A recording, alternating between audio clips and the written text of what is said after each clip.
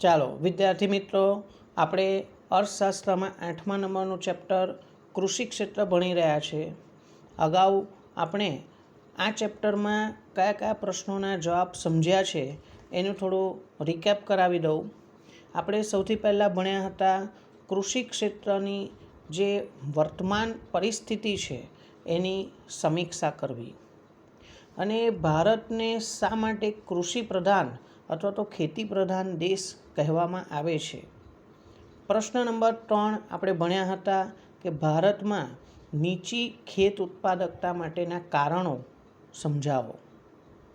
ચોથો પ્રશ્ન આપણે ભણ્યા હતા કે ભારતમાં કૃષિ ક્ષેત્રની ઉત્પાદકતા વધારવા માટેના ઉપાયો ચર્ચો અથવા સમજાવો. લોંગ ક્વેશ્ચન હતા. હવે આપણે થોડા નાના ટૂંકમાં આવે 2 માર્ક કે 3 માર્ક માટે એવા પ્રશ્નોના જવાબ ભણીશું. આજે પ્રશ્ન નંબર 5થી શરૂઆત કરીએ. પ્રશ્ન નંબર 5 એ છે હરિયાળી ક્રાંતિ એટલે શું? આ પ્રશ્ન આપણને 2 માર્ક્સ માટે પૂછી શકાય છે અથવા 3 માર્ક્સ માટે પણ પૂછી શકાય છે. હરિયાળી ક્રાંતિ એટલે શું? એના આપણને અર્થ આ રીતે સમજાવવામાં આવેલા છે કે હરિયાળી ક્રાંતિ એ એક પેકેજ છે. હરિયાળી ક્રાંતિ એક પેકેજ છે જેમાં રાસાયણિક ખાતર, બિયારણો, જંતુનાશક દવાઓ, સિંચાઈ અને યંત્ર સામગ્રી, આ 5 ઘટકો ભેગા કરવામાં આવે છે અને ખેતી ક્ષેત્રે અનાજનું ઉત્પાદન વધારવામાં આવે છે. તો આ બાબતને ધ્યાનમાં રાખીને આપણે એની સમજૂતી મેળવીએ. જવાબ પહેલું આપ્યું છે આપણને સિંચાઈ, ખાતર, બિયારણ, જંતુનાશક દવા અને યંત્રો, આ 5 હરિયાળી ક્રાંતિના ઘટકો છે. ફરીથી સિંચાઈ, ખાતર, બિયારણ, જંતુનાશક દવા અને 5મું છે યંત્રો. આ 5 ઘટકો દ્વારા ખેતી ક્ષેત્રે ટેકનોલોજીકલ વિકાસની જે હરણફાળ ભરવામાં આવી છે. હરણફાળ, જેવી રીતે હરણ ખૂબ જ ઝડપથી દોડે છે તેવી રીતે ખેતી ક્ષેત્રે અનાજના ઉત્પાદનમાં નોંધપાત્ર વધારો થયો, ખૂબ ઝડપથી વધારો થયો. તો ખેતી ક્ષેત્રે ટેકનોલોજીકલ વિકાસની જે હરણફાળ ભરવામાં આવી છે તેને આપણે હરિયાળી ક્રાંતિ કહીએ છીએ. ફરીથી એકવાર સિંચાઈ, ખાતર, બિયારણ, જંતુનાશક દવા, યંત્રો, આ બધા ઘટકો દ્વારા ખેતી ક્ષેત્રે ટેકનોલોજીકલ વિકાસની જે હરણફાળ ભરવામાં આવી છે તે હરિયાળી ક્રાંતિ છે. બીજો એનો અર્થ આપણને ચોપડીમાં જ જે સ્વાધ્યાયની પાછળ પારિભાષિક શબ્દો હોય છે એમાં આપેલો અર્થ છે કે ખેતી ક્ષેત્રે ટેકનોલોજીકલ વિકાસ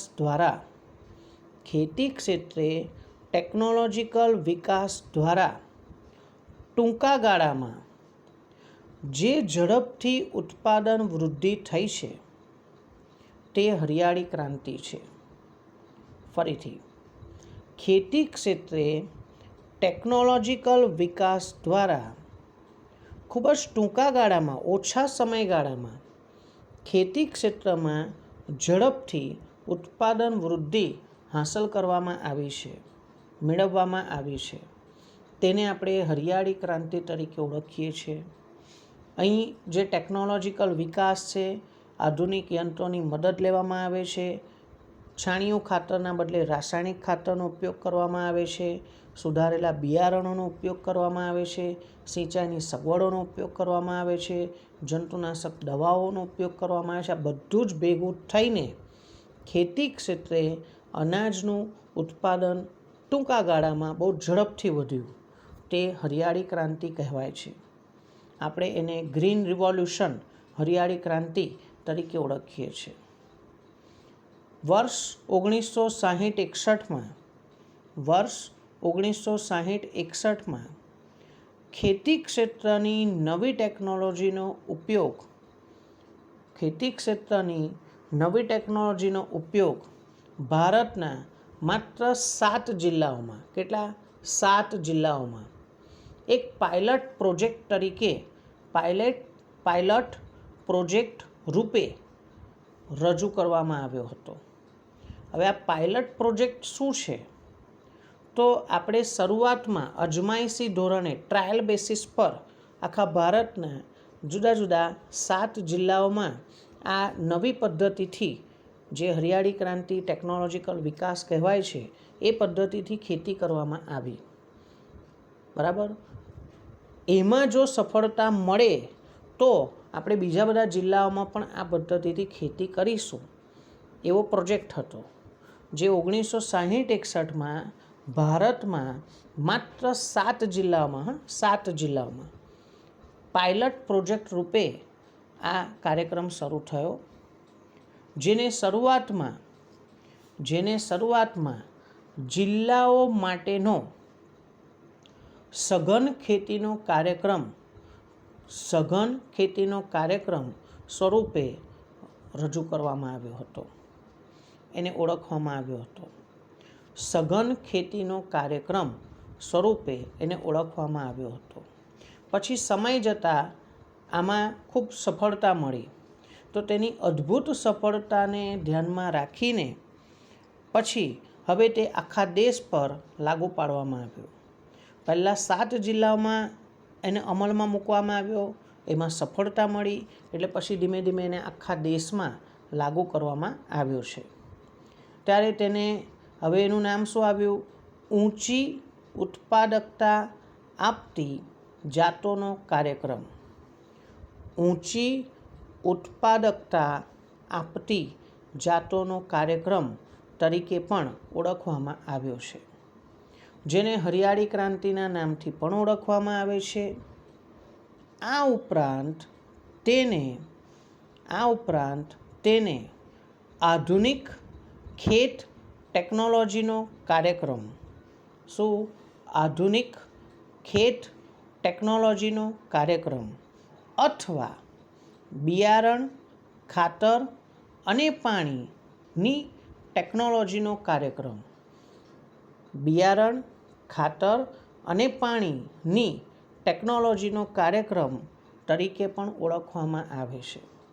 આ હરિયાળી ક્રાંતિના જુદા જુદા નામો છે, જે આપણને નીચે પ્રશ્ન નંબર 6માં આ વિગત આપેલી છે, તો આપણે એ પણ જોઈ લઈએ. પ્રશ્ન નંબર 6, હરિયાળી ક્રાંતિના બીજા નામો જણાવો. 2 માર્ક માટે આવો પ્રશ્ન આપણને સ્વાધ્યાયમાં આપેલો છે. હરિયાળી ક્રાંતિના નામ જણાવો. તો એના 3 નામ આપણે યાદ રાખવાના છે. ઉપરના જવાબમાં આવી ગયા છે, અંડરલાઈન કર્યા છે. ફરીથી એક વખત હું વાંચું છું. હરિયાળી ક્રાંતિના બીજા નામો નીચે મુજબ છે. નંબર 1, ઊંચી ઉત્પાદકતા આપતી જાતોનો કાર્યક્રમ. ફરી બોલું, ઊંચી ઉત્પાદકતા આપતી જાતોનો કાર્યક્રમ. બીજું, આધુનિક ખેત ટેકનોલોજીનો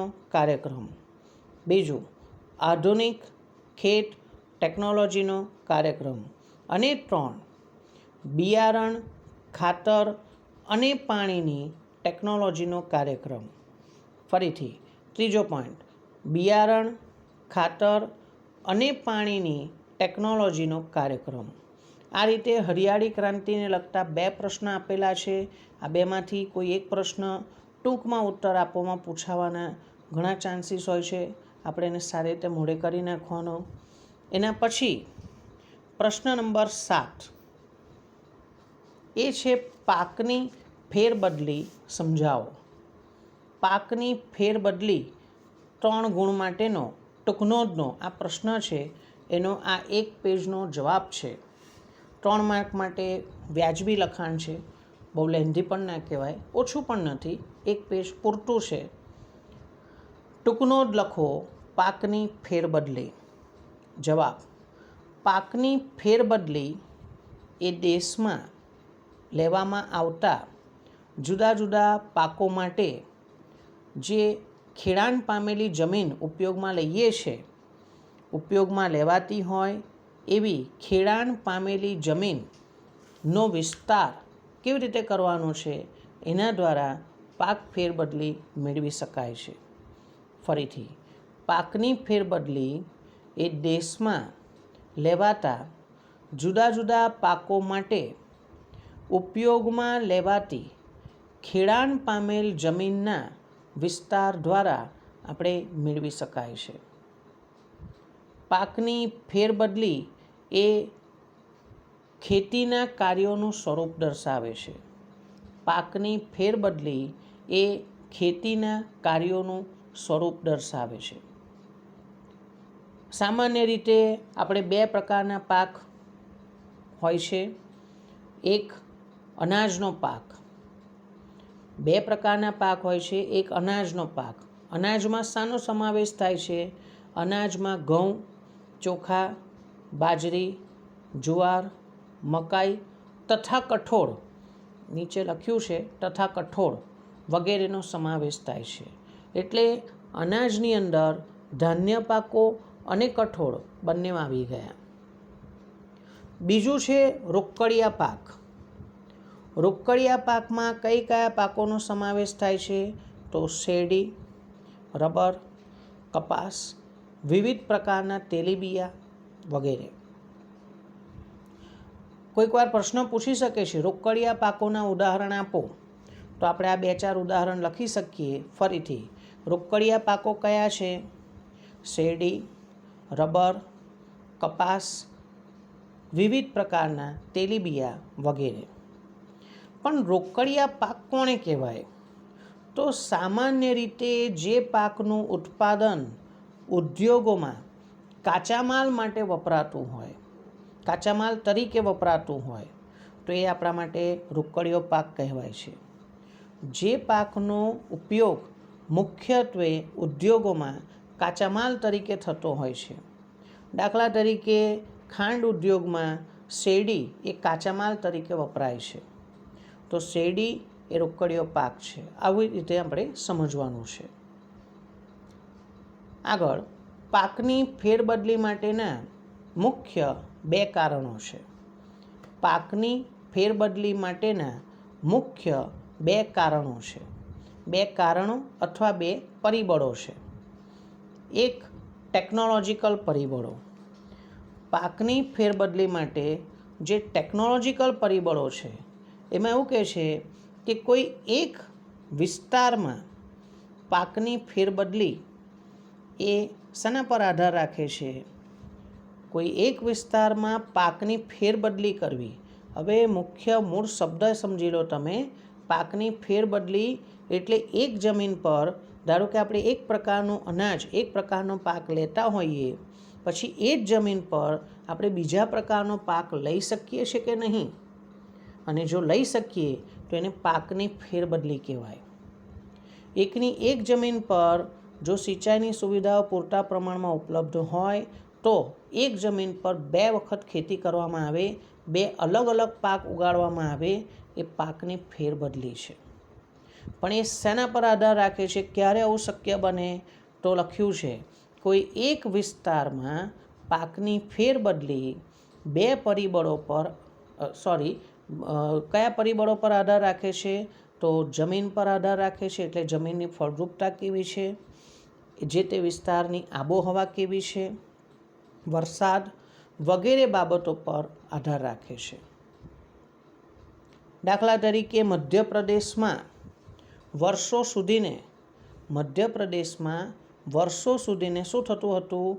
બાજરીનો પાક લીધા પછી મધ્યપ્રદેશમાં વર્ષો સુધી બાજરીનો પાક લીધા પછી ચોખાનો પાક લેવામાં આવે છે.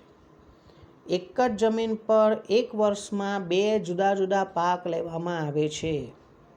મધ્યપ્રદેશમાં વર્ષો સુધી બાજરીનો પાક લીધા પછી ચોખાનો પાક લેવામાં આવે છે. આગળ, ભારતના ઘણા રાજ્યોમાં ભારતના ઘણા રાજ્યોમાં સિંચાઈની સગવડોના આધારે સિંચાઈની સગવડો અથવા સવલતોના આધાર પર શેરડી, તમાકુ જેવા પાક આપણે લઈ શકીએ છીએ.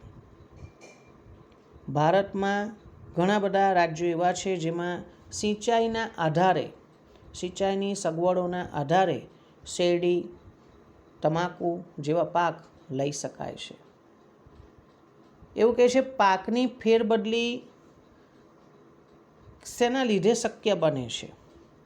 તો પાકની ફેરબદલી માટે મૂડીની રોકાણ જરૂરી છે. પૈસા મૂડી રોકવો પડશે, ખર્ચ કરવો પડશે. બીજું એવું કહે છે નવા બિયારણો, સુધારેલા બિયારણો લાવવા પડશે. રાસાયણિક ખાતરોનો ઉપયોગ કરવો પડશે. જે છાણિયું ખાતર આપણે વાપરતા હતા એના બદલે હવે રાસાયણિક ખાતરોનો ઉપયોગ આપણે કરવો પડશે. ધિરાણની સગવડોની જરૂર પડશે. ખેડૂતોને ખેતીના કામ માટે લોનની જરૂર પડે, ધિરાણની જરૂર પડે. રોકાણ કરવા માટે તેમને ધિરાણ પણ મળવું જોઈએ. આ બધા પર આધાર રાખે છે કે આપણે પાકની ફેરબદલી કરી શકીશું કે નહીં. આ પાકની ફેરબદલીનું પહેલું કારણ અથવા પરિબળ હતું ટેકનોલોજીકલ પરિબળ. બીજું આપ્યું છે આર્થિક પરિબળો. હવે આર્થિક પરિબળો શું છે? તો પાકની ફેરબદલી માટેના કેટલાક આર્થિક પરિબળો નીચે મુજબ છે. એમાં પહેલો પોઈન્ટ આપ્યો છે કિંમત અને આવક મહત્તમ બનાવવી. પાકની ફેરબદલી દ્વારા અહીં એવું સમજી લઈએ કે આપણે શક્ય એટલી વધારે કમાણી કેવી રીતના કરી શકીશું. એક જ જમીન પર બે જુદા જુદા પાક ઉગાડવામાં આવે એક જ વર્ષમાં તો તમને ડબલ આવક થાય, વધારે આવક થાય, બે પાકની આવક થાય. એટલે આવક સર્જન, નફો મહત્તમ કરવો એ અહીંયા હેતુ છે. કિંમત અને આવક મહત્તમ બનાવવી. બીજું ખેતીજન્ય સાધનોની ઉપલબ્ધતા હોવી જરૂરી છે. જે ખેતી માટે ઉપયોગી હોય એવા સાધનો ઉપલબ્ધ હોવા જરૂરી છે. ત્રીજું ખેતરનું કદ. સામાન્ય રીતે આધુનિક ખેત ઉત્પાદનની પદ્ધતિ અપનાવી હોય તો એના માટે ખેતરનું કદ અમુક મિનિમમ ન્યૂનતમ કદ એનું હોવું જોઈએ. પછી બહુ નાના કદના ખેતર હોય તો એના પર આધુનિક પદ્ધતિથી ખેતી નહીં કરી શકાય. જ્યાં રાસાયણિક ખાતર, બિયારણ, જંતુનાશક દવાઓ, યંત્રો, સિંચાઈ આ બધાનો જે આપણે વાત કરીએ છીએ હરિયાળી ક્રાંતિની, તો એ આ જમીન પર શક્ય નહીં બને જે નાના ખેતરના કદ હશે તો. એટલે ખેતરનું કદ કેટલું છે એ પણ જોવું પડે. શું વીમા રક્ષણ છે કે નહીં? એનો મતલબ કે પાક નિષ્ફળ જાય તો વીમા કંપની ખેડૂતોને વળતર આપશે કે નહીં આપે? નુકસાનીનું વળતર, વીમા રક્ષણ છે કે નથી? અને છેલ્લું છે પાંચમો પોઈન્ટ મુદ્દત. એટલે જે જમીન માલિક પાસેથી જે જમીન વગરના જે ગણોતિયાઓ છે, ખેત મજૂરો છે, એ આ જમીન કેટલા સમય માટે ખેતી કરવા માટે મેળવી શક્યા છે એ જોવું પડે. એટલે મુદ્દત એ પાંચમું આર્થિક પરિબળ છે. જે જમીન માલિક પાસેથી મળેલી જમીનની મુદ્દત છે. ખેતી માટે તમને સળંગ કેટલા વખત માટે આ જમીન મળેલી છે. જો ઓછી મુદ્દત માટે મળી હોય તો ખેડૂતો પછી રોકાણ કરવા તૈયાર થશે નહીં. આમ ઓવરઓલ પાકની ફેરબદલી માટેના બે પરિબળો સમજાવ્યા છે. એક ટેકનોલોજીકલ પરિબળો, બીજા છે આર્થિક પરિબળો. આગળની વિગત ઇમ્પોર્ટન્ટ વિગત છે, બાજુમાં મેં લખ્યું જ છે ઇમ્પોર્ટન્ટ કે 1966થી 1966થી આપણા દેશમાં હરિયાળી ક્રાંતિના ઘટકો કયા ઘટકો? 5 ઘટકો પહેલું જ શીખ્યા હતા. કયા 5 ઘટકો? રાસાયણિક ખાતર, બિયારણ, જંતુનાશક દવા, સિંચાઈ અને યંત્ર. આ 5 ઘટકો છે. તો આપણા દેશમાં 1966થી દેશમાં હરિયાળી ક્રાંતિના ઘટકોનો ઉપયોગ અમલમાં આવ્યો છે અને જેના કારણે પાકની ફેરબદલી આપણે જોઈ શકીએ છીએ. વર્ષ 2010-11માં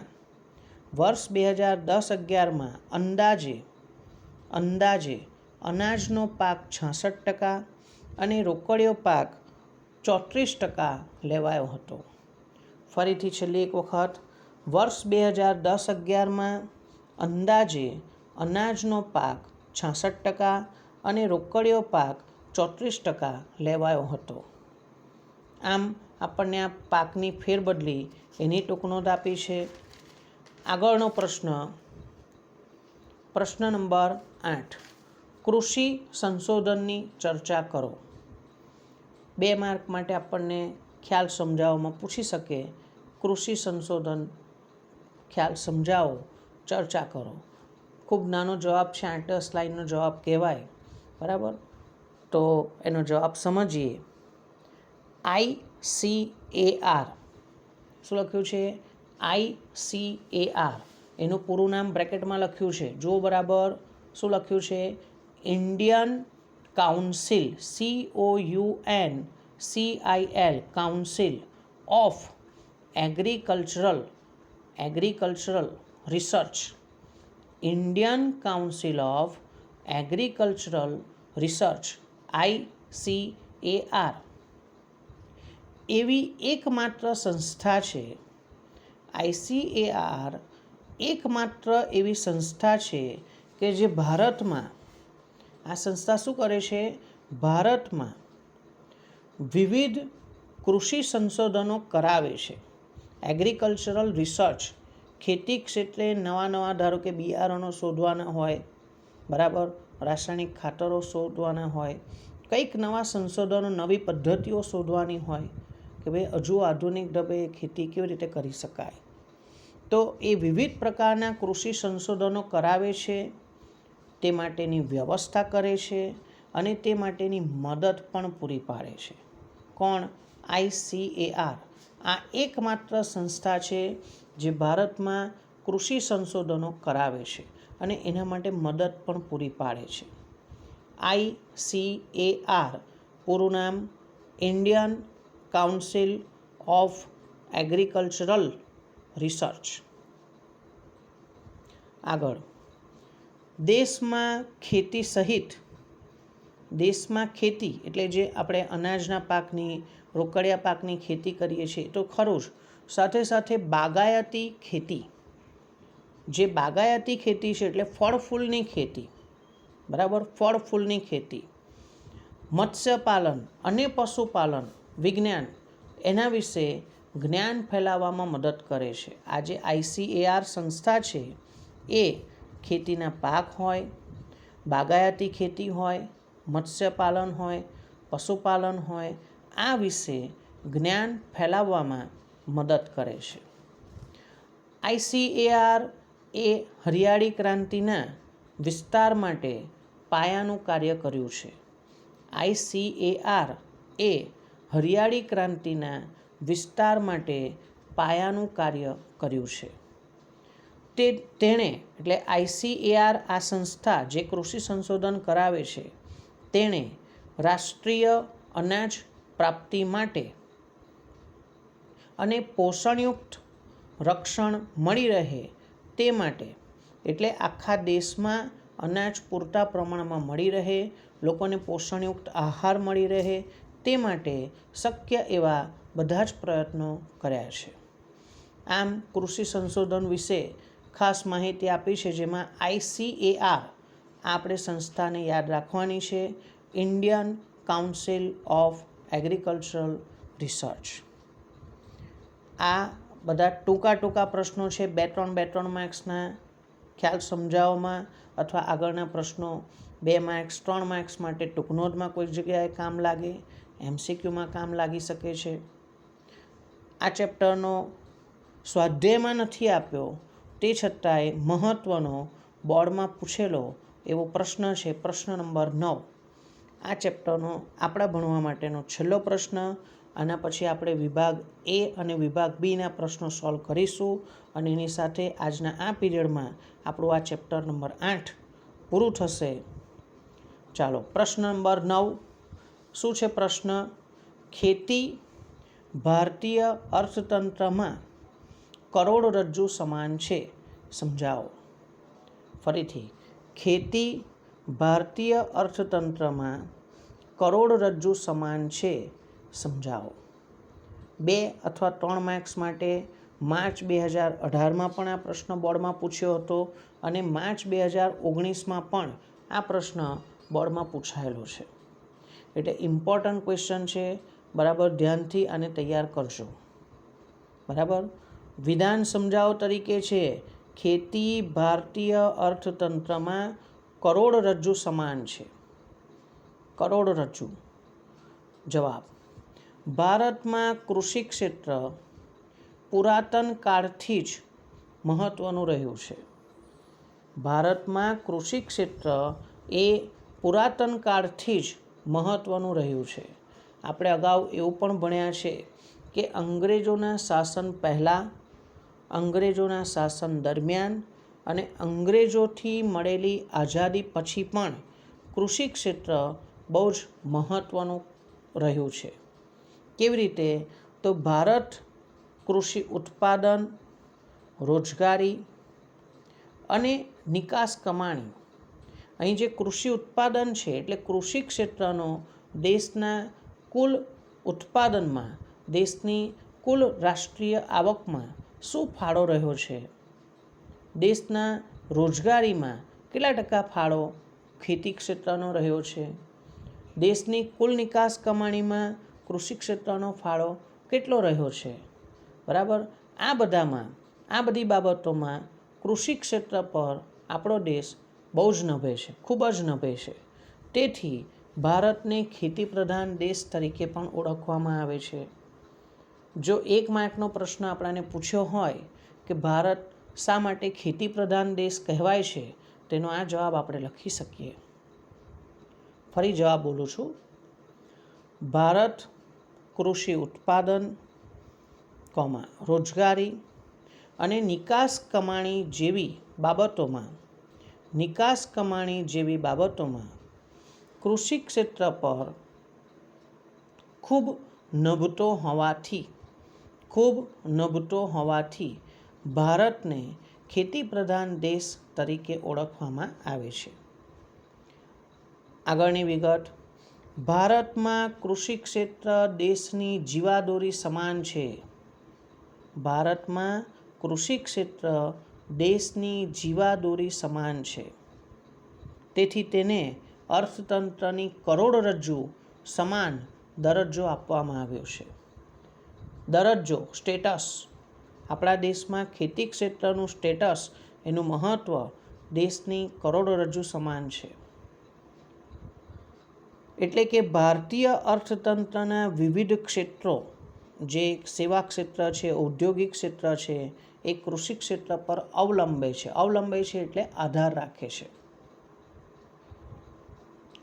ભારતીય અર્થતંત્રના વિવિધ ક્ષેત્રો કૃષિ ક્ષેત્ર ઉપર અવલંબે છે, આધાર રાખે છે. આગળનો પેરેગ્રાફ. જો કોઈ કારણસર ભારતમાં કૃષિ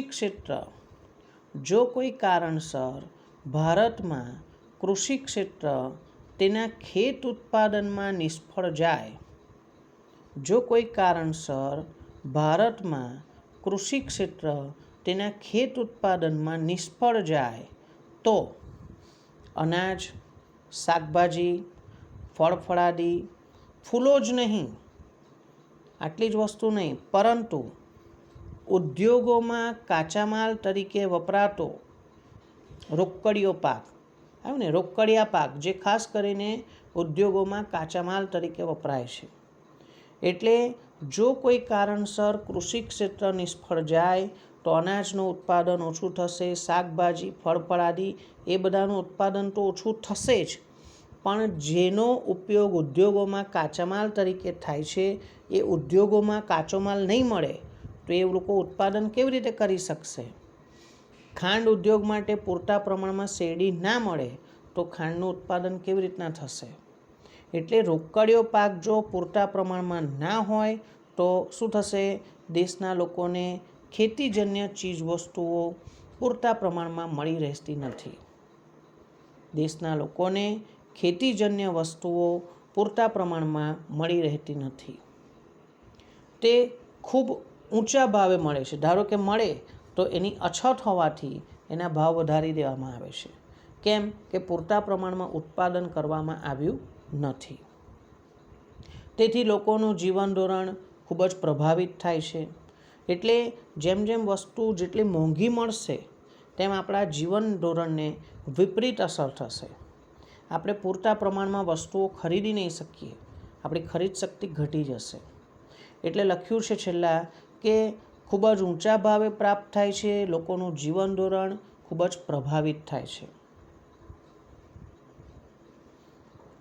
2011ની વસ્તી ગણતરી મુજબ 68.8% વસ્તી ગ્રામ્ય વિસ્તારોમાં વસવાટ કરે છે. 1 માર્કના MCQના પ્રશ્નમાં આ વિગત આવી શકે છે. 2011ની વસ્તી ગણતરી મુજબ 68.8% વસ્તી ગ્રામ્ય વિસ્તારોમાં વસવાટ કરે છે. જો ખેત ઉત્પાદન નિષ્ફળ જાય તો આ દેશની મોટાભાગની વસ્તીની આવકને માઠી અસર થાય છે. માઠી અસર થવી એટલે ખરાબ અસર થવી, વિપરીત અસર થવી. જો ખેત ઉત્પાદન નિષ્ફળ જાય તો આ દેશની મોટાભાગની વસ્તી જે 68.8% એટલે લગભગ 70% જેટલી વસ્તી ગ્રામીણ વિસ્તારોમાં રહે છે, જેમનો મુખ્ય વ્યવસાય ખેતી છે. અને જો ખેતી નિષ્ફળ જાય તો આ બધા લોકોની આવક પર માઠી અસર પડે છે. ઔદ્યોગિક વસ્તુઓની માંગ પણ ઘટશે. કેમ કે ગામડાના લોકો એનું આવક સર્જનનો મુખ્ય સ્ત્રોત છે ખેતી.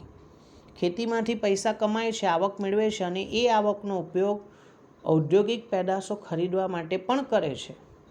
ગામડાના લોકો પણ ટીવી વસાવે છે, રેફ્રિજરેટર વસાવે છે, વોશિંગ મશીન વસાવે છે, જે ઔદ્યોગિક પેદાશ છે. જો ખેતીમાં જ આવક નહીં થાય તો આ બધી વસ્તુઓની માંગ ઓછી થશે. એટલે ઔદ્યોગિક વસ્તુઓની માંગ પણ ઘટશે. બરાબર. સેવા ક્ષેત્ર પર પણ તેની માંગ ઘટે છે એવી અસર થશે. સેવા ક્ષેત્ર પર પણ તેની સેવાકીય માંગ અને આવકમાં ઘટાડારૂપ અસર જોવા મળે છે. છેલ્લી વિગત આપણને આપી છે કે ભારતમાં જો કૃષિ ક્ષેત્ર નિષ્ફળ નીવડે તો દેશનું અર્થતંત્ર ખોરવાઈ જાય છે. ફરીથી, ભારતમાં કૃષિ ક્ષેત્ર નિષ્ફળ નીવડે જો પૂરતો વરસાદ ન પડે, પૂરતો અનાજનું ઉત્પાદન ન થાય, રોકડિયા પાકોનું ઉત્પાદન ન થાય, જો કૃષિ ક્ષેત્ર નિષ્ફળ નીવડે તો દેશનું અર્થતંત્ર ખોરવાઈ જાય છે. અને આ જ રીતે કૃષિ ક્ષેત્ર જો સફળ નીવડે ને, જો કૃષિ ક્ષેત્ર સફળ નીવડે તો દેશ પ્રગતિના પંથે અગ્રેસર રહે છે, આગળ પડતો રહે છે, લીડિંગ રહે છે. આ કારણથી દેશના કૃષિ ક્ષેત્રને દેશની કરોડરજ્જુ તરીકે ઓળખવામાં આવે છે. જે આપણો પ્રશ્ન છે કે ભારતમાં ખેતી કરોડરજ્જુ સમાન શા માટે છે? આમ આપણને આ ચેપ્ટરના કેટલાક મહત્ત્વના પ્રશ્નો આપેલા છે.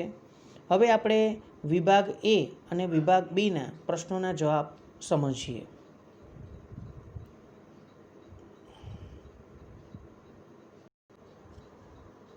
ચાલો, વિભાગ A પ્રશ્ન 1. 2011ની વસ્તી ગણતરી મુજબ કેટલા ટકા વસ્તી ગ્રામ્ય વિસ્તારોમાં વસે છે? જવાબ છે 68.8%. હમણાં છેલ્લા જ આપણે ભણ્યા હતા, બરાબર. 68.8% જેટલી વસ્તી ગ્રામ્ય વિસ્તારોમાં વસે છે. 2. ભારત સરકારે કઈ પંચવર્ષીય યોજના ખેતી ક્ષેત્રના વિકાસ માટે બનાવી હતી?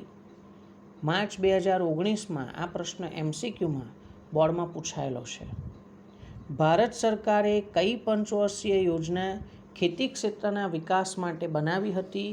તો આપણા દેશમાં જ્યારથી પંચવર્ષીય યોજનાઓ શરૂ થઈ, પહેલી પંચવર્ષીય યોજના 1951 1 એપ્રિલ 1951થી 31 માર્ચ 1956 1951થી 1956 સુધીની 5 વર્ષની જે પહેલી યોજના હતી એમાં ખેતી ક્ષેત્રના વિકાસ પર બહુ ભાર મૂકવામાં આવ્યો હતો. પણ પછી બીજી યોજનાથી પ્રોફેસર પીસી મહાલનોબિસે આપણા દેશના આયોજન કરનારાઓને સમજાવ્યું કે જો આપણા દેશનો ઝડપથી આર્થિક વિકાસ કરવો હોય તો આપણે ઉદ્યોગોના વિકાસ પર ભાર મૂકવો પડશે. એમાં પણ લોખંડ, પોલાદ, સિમેન્ટ એવા ચાવીરૂપ ઉદ્યોગો પર તમે વધારે ભાર મૂકો. એટલે બીજી પંચવર્ષીય યોજનાથી આપણા દેશમાં ઉદ્યોગોનું મહત્ત્વ, ઉદ્યોગોના વિકાસ તરફ મહત્ત્વ વધ્યું. પણ પહેલી પંચવર્ષીય યોજના જે હતી એ ખેતીના વિકાસ માટે હતી. પ્રશ્ન નંબર 3. ખેતી ક્ષેત્રમાં વર્ષ 2011-12માં રાષ્ટ્રીય આવકનો ફાળો કેટલો હતો? 2011માં રાષ્ટ્રીય આવકનો ફાળો 13.9% હતો. પ્રશ્ન નંબર 4. વર્ષ 2014-15ના અંદાજ પ્રમાણે ખેતી ક્ષેત્રમાં રોજગારી મેળવતા લોકોનું પ્રમાણ કેટલું હતું? વર્ષ 2014-15ના અંદાજ પ્રમાણે ખેતી ક્ષેત્રમાંથી રોજગારી મેળવતા લોકોનું પ્રમાણ 49%, 49% હતું. પ્રશ્ન 5 ઇમ્પોર્ટન્ટ છે. નાબાર્ડની સ્થાપના કયા વર્ષમાં થઈ, ક્યારે થઈ? નાબાર્ડની સ્થાપના 1982માં થઈ, 1982માં થઈ. આ પ્રશ્ન પણ માર્ચ 2019માં બોર્ડમાં MCQમાં પૂછેલો છે. NABARD national bank four agricultural and rural development. પ્રશ્ન નંબર 6. હરિયાળી ક્રાંતિનો ભારતમાં સર્વાંગીપણે ઉપયોગ કયા વર્ષથી શરૂ થયો? હરિયાળી ક્રાંતિનો ભારતમાં સર્વાંગીપણે ઉપયોગ કયા વર્ષથી શરૂ થયો?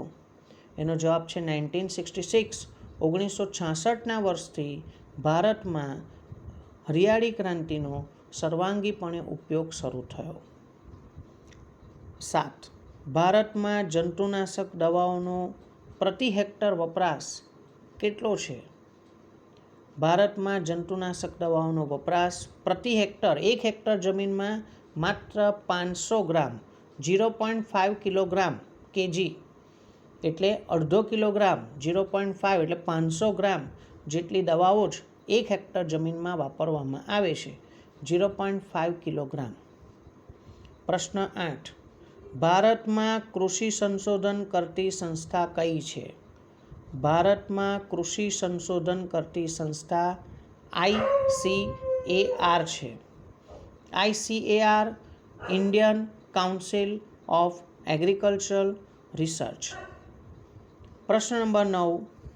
વર્ષ 2013-14 મુજબ દેશની કુલ નિકાસ આવકમાં કૃષિ ક્ષેત્રનો ફાળો કેટલો નોંધવામાં આવ્યો હતો? 2013-14 મુજબ દેશની કુલ નિકાસ આવકમાં કૃષિ ક્ષેત્રનો ફાળો કેટલો નોંધવામાં આવ્યો હતો? એનો જવાબ છે 14.2%. આ MCQના પ્રશ્નો મોટાભાગના ટેક્સ્ટબુકના છે. બોર્ડમાં ટેક્સ્ટબુક આધારિત પ્રશ્નો પૂછાય તો આવા પ્રશ્નોમાંથી એકાદ પ્રશ્ન આપણાને પૂછાઈ જાય. છેલ્લો ટોપિક વિભાગ બીના પ્રશ્નો. એની સાથે આપણું આ ચેપ્ટર આજે અહીં પૂરું કરી દઈએ. વિભાગ બી પ્રશ્ન 1. ભારતમાં બીજી પંચવર્ષીય યોજના ક્યારે શરૂ થઈ?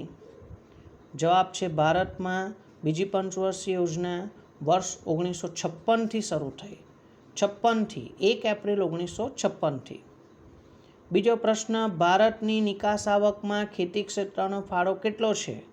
તો ભારતની નિકાસ આવકમાં ખેતી ક્ષેત્રનો ફાળો 70% છે. 70%. પ્રશ્ન 3. અંગ્રેજોના શાસનમાં જમીન મહેસૂલ ઉઘરાવવાની પ્રથાના નામ આપો. અંગ્રેજોના શાસનમાં જમીન મહેસૂલ ઉઘરાવવાની પ્રથાના 3 નામ છે. એક છે જમીનદારી પ્રથા, બીજું મહાલવારી પ્રથા અને ત્રીજું છે રૈયતવારી પ્રથા. ફરીથી જમીનદારી પ્રથા, મહાલવારી પ્રથા અને રૈયતવારી પ્રથા. પ્રશ્ન નંબર 4, રોકડિયા પાકના ઉદાહરણ આપો. તો રોકડિયા પાકના ઉદાહરણો છે મગફળી, તલ, એરંડો, અળસી, શેરડી, કપાસ, રબર, શણ વગેરે. ફરીથી મગફળી, તલ, એરંડો, અળસી, શેરડી, કપાસ, રબર, શણ વગેરે. આમાંથી 3-4 મુદ્દા યાદ રાખવાના ઉદાહરણ તરીકે. પ્રશ્ન નંબર 5, ખેત પેદાશોના સંગ્રહ માટે કયા નિગમની સ્થાપના કરવામાં આવી છે? ખેત પેદાશોના સંગ્રહ માટે નંબર 1 રાષ્ટ્રીય કોઠાર નિગમ, નંબર 1 રાષ્ટ્રીય કોઠાર નિગમ અને નંબર 2 રાજ્ય કોઠાર નિગમ, નંબર 2 રાજ્ય કોઠાર નિગમની સ્થાપના કરવામાં આવી છે. છેલ્લો પ્રશ્ન નંબર 6, ભારતને ખેતી પ્રધાન દેશ તરીકે શા માટે ઓળખવામાં આવે છે? જવાબ, ભારતની વસ્તીનો મોટો ભાગ કૃષિ ક્ષેત્ર પર નભતો હોવાથી. એનો મતલબ કે મોટાભાગના લોકો કૃષિ ક્ષેત્રમાંથી રોજગારી મેળવે છે, તેથી તેને ખેતી પ્રધાન દેશ તરીકે ઓળખવામાં આવે છે. ઓકે, અહીં આપણું ચેપ્ટર નંબર 8 પૂરું થાય છે.